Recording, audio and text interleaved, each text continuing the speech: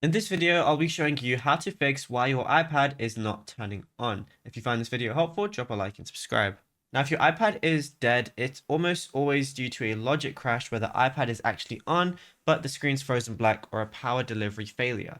So most iPads appear dead because, if you have a crash in the background. So a normal power button won't fix this.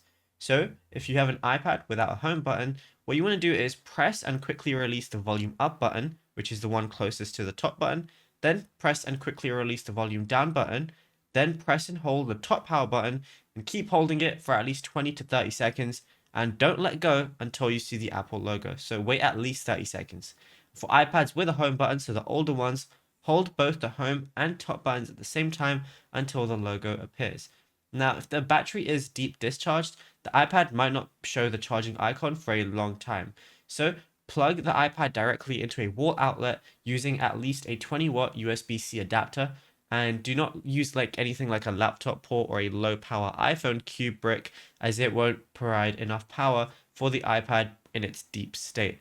And whenever you start charging it, let it sit for an hour. Don't do anything for an hour, and then after 1 hour, try the force restart again and it should work. Now, if you found this video helpful, be sure to drop a like and subscribe,